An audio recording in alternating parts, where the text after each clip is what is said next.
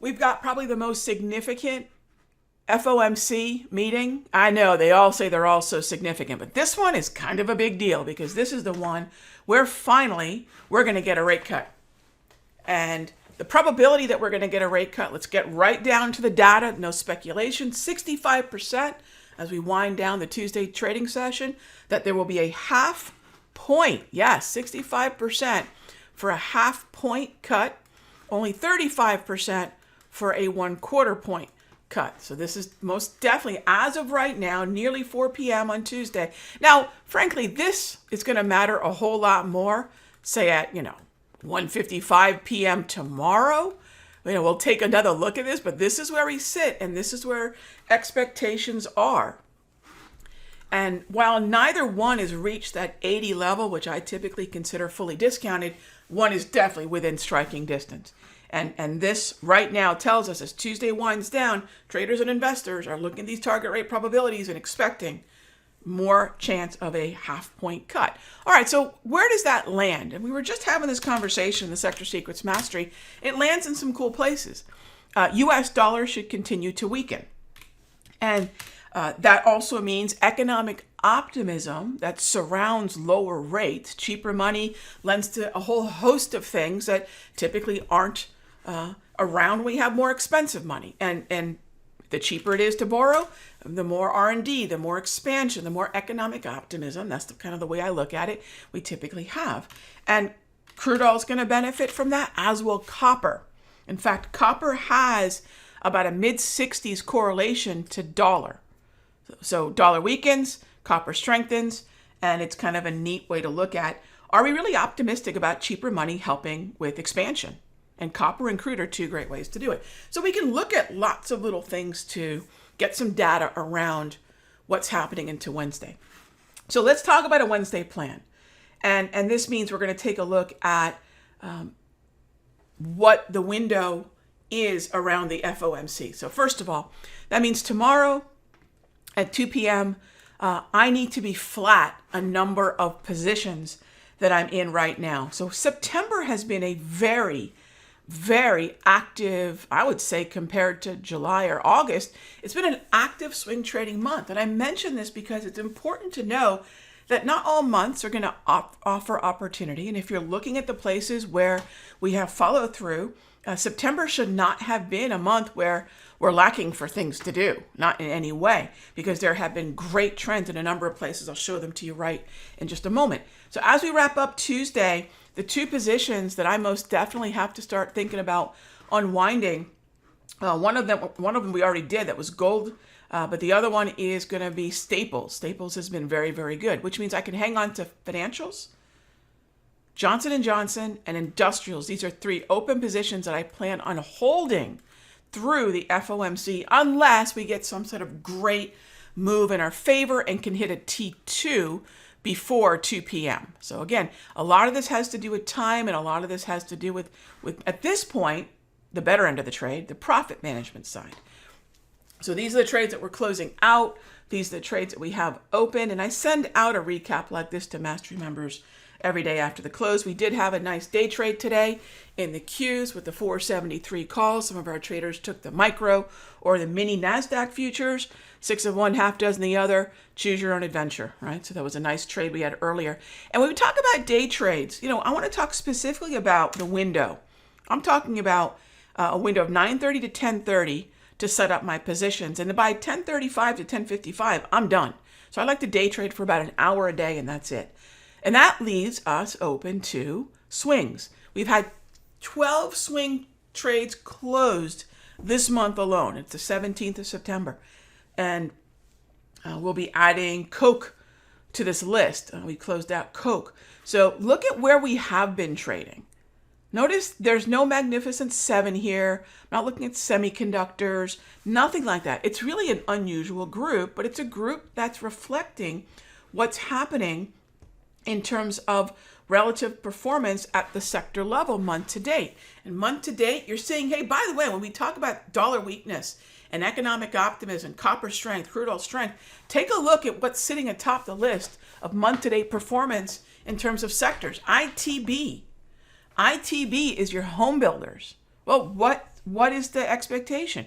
As rates drop, so too do mortgages. Home builders benefit absolutely from that expectation.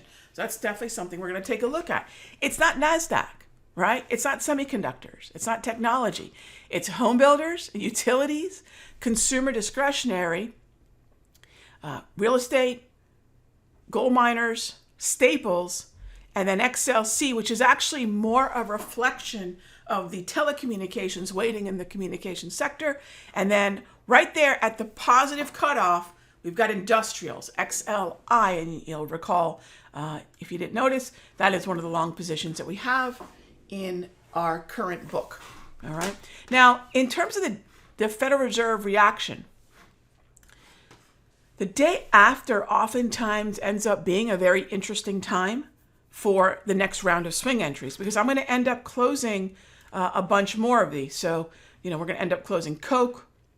We're going to end up closing Staples. And then you can see some of the other names we've closed out. We closed out Pepsi last week, which was a trade we took from 355 to 950 to closing out at 570. We closed at IBM last week, which was a trade we took from $4.20 per option to finally scaling out at $15.55 per option. And another thing I want my traders to take a look at when it comes to the cost of the option. Look at the fact that none of these is a high-priced option. In fact, the most expensive option in this group is what? The 430 JP Morgan or the 420 IBM. So we're usually looking at options that are less than $5 or $500 per contract, which means if you've got a smaller account, you can probably afford a $3.72, $2.45 option. And if you look at what those symbols are, maybe a small account trades 2 of these or maybe 4 of these, right? But a larger account could easily, an XLY or TLT, trade 20 of these or frankly 40 of these. So depending on whether you're a smaller account or whether you're a larger account, remember having the affordable per contract price and liquidity really affords traders of any account size, but most definitely also a smaller account size, to take those consistent steps towards account growth. All right. So I'm going to be closing out all my September 20s. And actually at this point, all of them will be at profit levels. Okay. Next thing is, what's the next round of trades most likely to be? What sectors continue to outperform? And this is what I'll leave you with here for the video. XLF has actually got a couple outperformers within it. XLP, I would continue to keep an eye on. XLU, and then I mentioned also other sectors that are in play right now, things like GDX. Newmont Mining's one that I would keep an eye on in there. XLY, we've had a swing trade on the XLY. Again, these are sectors, XLY, XLI, XLP. These are typically sectors that no one else is trading because most folks are looking at tech. Most folks are looking at the popular symbols to trade. What we're doing is saying our watch list is fluid, and that fluid watch list is predicated on the outperformance of these sectors. And the outperformance of these sectors lead to what stocks that are outperforming within them. And that's what builds our list. If you want to learn more about what we're doing, I have a webinar coming up next Tuesday. So a week from today, 8 p.m., we're going to be talking about consistent account growth. We're going to talk about watch list building. We're going to talk about small account growth and how does a small account think about watch list building and position sizing and risk management. And I'm going to show you what we did in August. I'm going to show you what we've done in September, but we've been really open about, hey, these are our swing trades. And if any time you want to pause this, you can see exactly what we've been doing in the mastery. The number of trades we've got on and which ones lost, how much we lost of premium paid, and which ones won, like gold, and how much return on premium paid we got. So we like being very transparent in the mastery, meaning we show you every entry, every scale out, and then finally where we closed the trade. And then that allows you to look at the results per contract, right? Or as we like to say in the mastery, percentages don't keep the lights on. I don't pay my power bill with percentages. We pay them with dollars. So we look at per dollar, per contract, dollar amount in terms of gains and in losses. So that is where we sit right now in front of the FOMC.